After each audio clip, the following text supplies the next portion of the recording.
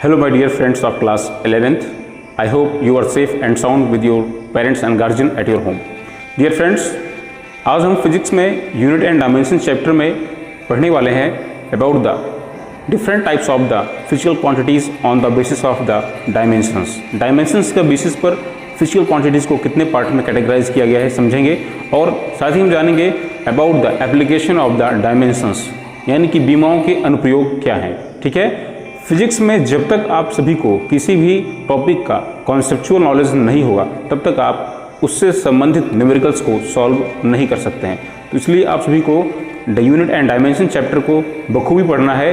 ये भले ही elementary chapter है, बट याद रखेंगे इस चैप्टर पर ही पूरी फिजिक्स बेस्ड है, राइट। सो फ्रेंड्स, समझते हैं about the different types of the physical quantities on the basis of the dimensions. Guys, on the basis of the dimensions, physical quantities are classified into 4 categories. First one is known as the dimensionless variables. Dimensionless variables यानी कि बीमाहीन चर राशियाँ, ऐसी राशियाँ या ऐसे variables जिनकी dimension होती है, right, dimensional variables जिनकी डायमेंशन होती है बट उनकी वैल्यू चेंज होती रहती है, वो वेरिएबल्स होते हैं।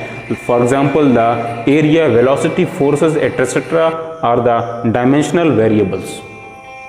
सेकेंड जो कैटेगरी है क्वांटिटीज की वो है dimensionless variables.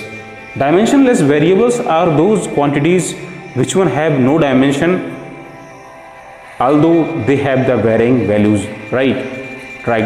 For example, you can note down in your copy, strain, विकृति एक क्या है, डायमेंशनलेस वेरिएबल क्वांटिटी है, इसकी कोई डायमेंशन नहीं होती है। एंगल यानी कि कोण एक डायमेंशनलेस वेरिएबल फिजिकल क्वांटिटी है। और भी कई सारी ऐसी क्वांटिटीज़ हैं जिनकी डायमेंशन नहीं होती है बट वे वेरिएबल्स होते हैं। तो आप नोट करेंगे angle, strain and specific gravity, विशिष्ट गुरुत्व की बात करें वो भी एक डायमेंशनलेस वेरिएबल क्वांटिटी है, right. Third one is the dimensional constant, यानी कि बीमा वाले नियतांक या कांस्टेंट क्या होते हैं, those quantities which one have the dimension but they have the definite are fixed values. For example, अगर बात करें ग्रेविटेशन चैप्टर में आपका आता है universal gravitational constant, right. Universal gravitational constant जिसको हम लोग कैपिटल जी से शो करते हैं, एक अपने आप में डायमेंशनल कांस्टेंट है। इसकी अपनी एक डायमेंशन होती है, इसकी अपनी एक यूनिट होती है, बट इसकी वैल्यू फिक्स होती है। Capital G equals 6.67 10⁻⁻11 newton metre square पर किलोग्राम स्क्वायर, राइट। इसी तरीके से अगर बात करें प्लैंक कांस्टेंट भी अपने आप में एक क्या है, डायमेंशनल कांस्टेंट है। ये भी एक डायमेंशनल कांस्टेंट है। आप सभी ने पढ़ा होगा किसी भी फोटॉन की एनर्जी को capital E equals H nu से शो करते हैं, where H is the Planck constant, nu is the frequency of that photon, right. Last one is the dimensionless constant. Dimensionless constants are those physical quantities which one have no dimension although they have the definite value. For example, the pi, that is well known constant, you read, right. pi अपने आप में एक dimensionless constant है, इसकी value 22/7 fraction के form में होती है अगर बात करें। वहीं अगर बात करें डेसिमल फॉर्म में 3.14926175 एटसेट्रा, ठीक है। एक्सपोनेंशियल सीरीज में यूज होने वाला आपका एक कांस्टेंट है E, कैपिटल स्मॉल e, इसकी वैल्यू 2.73, 2 से 3 के बीच में होती है।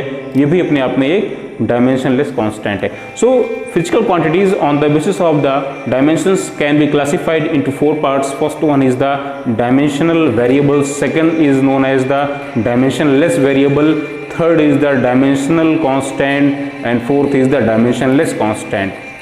Guys, let's proceed us now we will discuss about the applications of the dimension. बीमाओं के अनुप्रयोग क्या हैं, इस चैप्टर का सबसे खास टॉपिक है application of the dimensions. Guys, let's recall once more time about the dimension. Dimensions are the powers are indexes which when should be raised over the fundamental units to represent a physical quantity in the form of fundamentals, right. किसी भौतिक राशि की विमाएँ वे घातांक या वे indexes होती हैं जिन्हें हम मूल मात्रकों पर उस भौतिक राशि को व्यक्त करने के लिए चढ़ाते हैं। ठीक है, याद करिए, एक बार रिकॉल कर लीजिए। अब हम समझते हैं कि डायमेंशंस यूज क्या हैं। There are the 3 main uses of dimensions. Dimensions के 3 मेन यूज होते हैं। पहला का यूज क्या है? To convert a physical quantity from one system of unit to another one.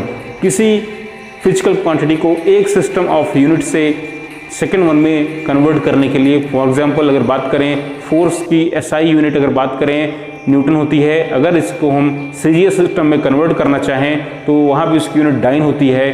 तो डायमेंशंस का यूज़ हम जो है कन्वर्जेशन के लिए भी करते हैं। अगर बात करें 1 न्यूटन में कितने डाइन होंगे तो ये हमें मालूम चलेगा कहाँ से? डायमेंशन से, right. For the sake of knowledge note down 1 newton equals 10⁵ dyne. Second application है to check out the correctness of a given physical relation.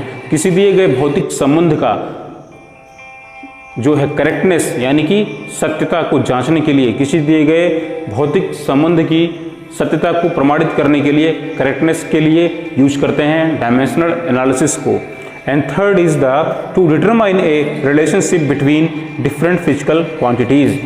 विभिन्न प्रकार की जो भौतिक राशियाँ होती हैं, फिजिकल क्वांटिटीज होती हैं, उनके बीच में एक नया संबंध सेटअप करने के लिए भी या नया रिलेशन डिराइव करने के लिए भी हम लोग यूज करते हैं। For the sake of knowledge note down, आप विस्कोसिटी चैप्टर में पढ़ेंगे, जब भी किसी भी लिक्विड को किसी भी शांत द्रव में, किसी विस्कस फ्लूइड में इमर्ज करते हैं तो फ्लूइड उस पर एक फोर्स अप्लाई करता है जिसे हम लोग विस्कस फोर्स कहते हैं। एंड उसके लिए फार्मूला होता है F = 6π∗RV। ये डेरिवेशन हमने डायमेंशन एनालिसिस को यूज करते हुए ही किया है।